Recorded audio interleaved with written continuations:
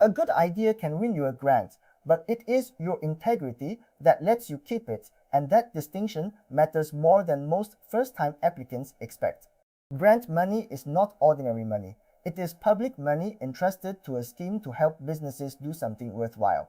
And that single fact changes the rules of the game. When you accept support, you are not just receiving help, you are taking on a responsibility to spend it honestly and exactly as agreed. And the people running these schemes take that responsibility seriously because they answer for every dollar. So in the next few minutes, we are going to walk through what grant integrity really means in plain English, the honest list of things that count as misuse, why they are treated so seriously, and the simple habits that keep you clearly on the right side of the line. One important note before we start: this channel is educational only. We are not a government agency. We are not affiliated with or endorsed by Go Business Enterprise Singapore or any government body, and nothing here is official advice or a ruling on your situation. Rules, terms, and conditions change over time and differ by scheme, so we will keep this to the big picture and always point you to the official source, gobusiness.gov.sg, and to your own letter of offer to confirm what actually applies to you. Integrity matters as much as the idea applications. It is tempting to think a grant is won purely on the strength of your idea, but integrity sits right alongside it, and in some ways matters more, because a scheme can forgive a modest project far more easily than a dishonest one. The people who run these programs are accountable for public funds, so they build in checks and extend trust on the understanding that you will honor it. Treating integrity as a core part of your application, not an afterthought, changes how you behave from the first quote you gather to the last claim you submit. Every scheme depends on the honesty of the businesses it supports, and misuse by a few makes the rules tighter and slower for everyone who follows. So think of integrity not as a hurdle placed in your way, but as the thing that keeps these schemes generous, open, and available for you and for the next business that genuinely needs them. What counts as misuse? Let us be plain about what misuse actually looks like, because most of it is not dramatic fraud. It is small compromises that feel harmless in the moment. The honest list includes inflating a vendor quote to capture more support than the work really costs, creating fake or backdated invoices, and spending funds on things outside the scope that was approved. It includes routing work through an undisclosed related party, a supplier you quietly own or control, without ever declaring the connections. It includes claiming for work that was never actually delivered, and side arrangements or kickbacks, sharing part of the money back with a vendor in ways nobody agreed to. What ties all of these together is a gap between what you told the scheme and what actually happened. None of them require a criminal mastermind, and that is exactly why they are worth naming out loud. Because the real danger is convincing yourself a small bend is not really a break. Inflated quotes and fake invoices. Two of the most common temptations both involve paperwork, the vendor quote and the invoice. Inflating a quote means agreeing with a vendor to write a higher number than the true price, perhaps to draw down more support than the work deserves. A fake or backdated invoice means creating a document that does not reflect a real, honest transaction at the time it truly happened. Both turn a piece of evidence into a small fiction, and both are exactly what a reviewer is trained to notice, because numbers that do not match reality tend to leave a trail. The clean version is simple. Get genuine quotes for the real price of real work, pay what the invoice actually says, and let every document describe something that truly took place on the date it claims. If a vendor ever offers to adjust a quote or an invoice to help you, treat that as a bright red line, not a favor. Sending outside the approved scope. When a scheme approves your project, it approves a specific scope, a particular set of activities and costs, and the money is meant for that and nothing else. Spending outside the scope happens when approved funds drift towards something that was never part of the plan, a different tool, a nicer office, a cost that simply seemed convenient to cover. Even when the new spending feels genuinely useful, it is still a problem because you are using public money for a purpose it was not granted for.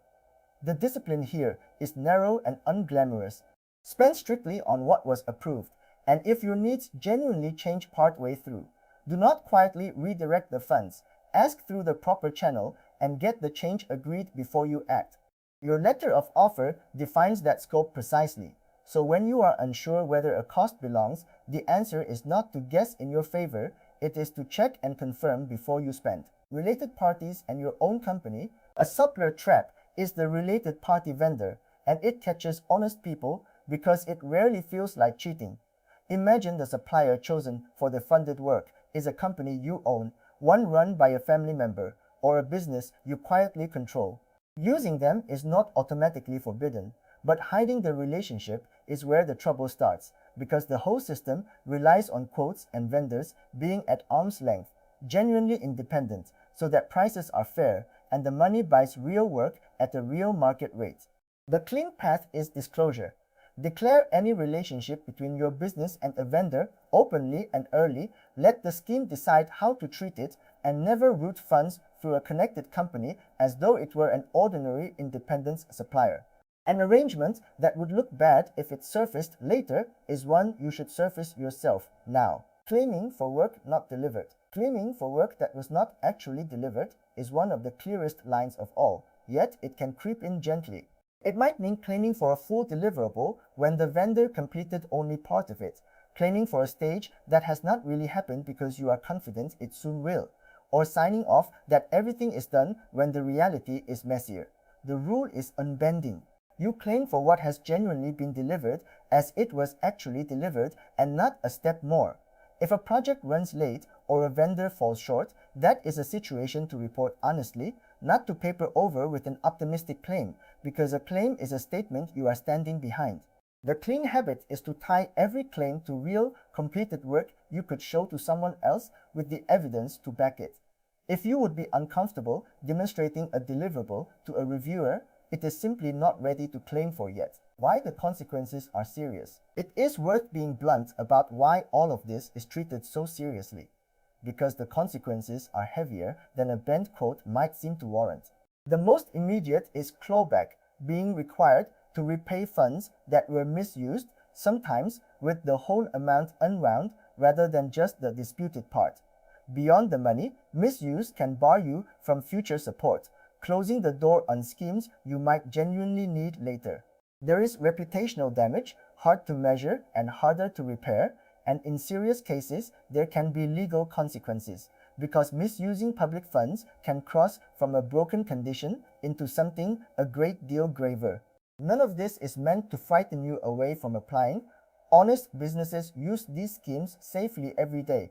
It is meant to make the trade obvious that the small extra you might gain by bending a rule is trivial next to what you stand to lose. How to stay clearly clean. The reassuring part is that staying clean is not complicated. It is a short set of habits you can apply to every grant you ever touch. Get genuine, arm's length quotes for the real cost of real work from vendors truly independent of you.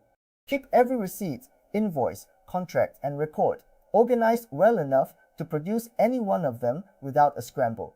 Spend strictly on the approved scope, and when something needs to change, seek agreement through the proper channel before you act rather than after.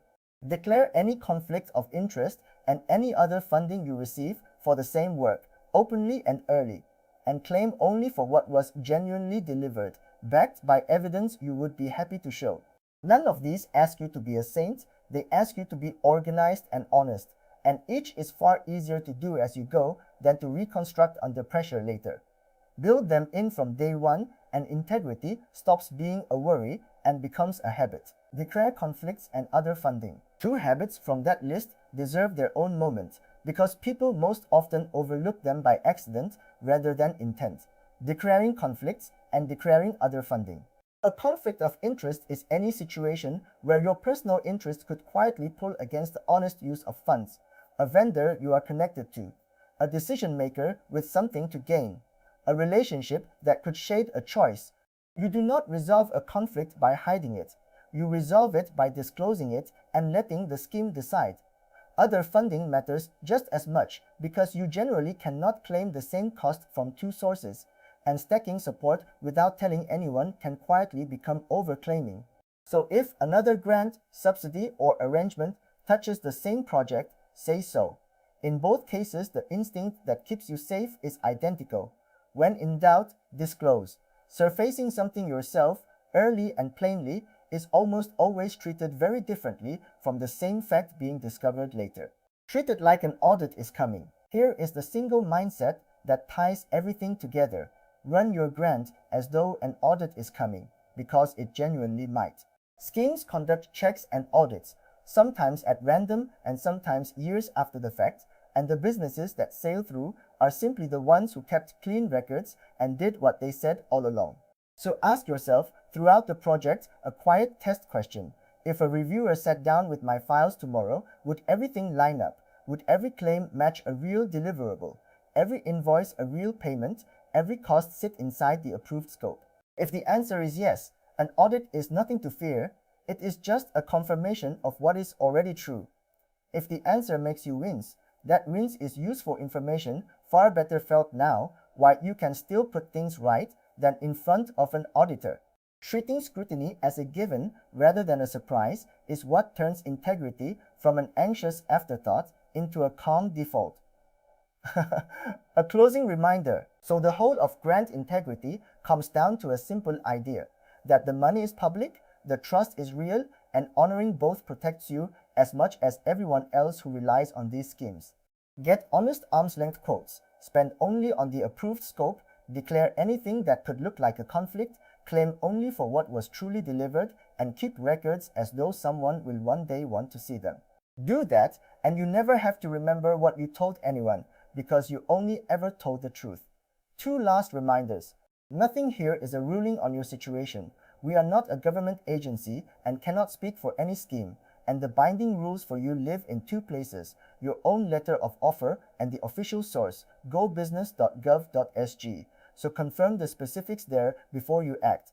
And if this made the rules feel clearer and less intimidating, subscribe for more plain English Singapore grant explainers, and we will keep turning these schemes into something you can actually follow one step at a time.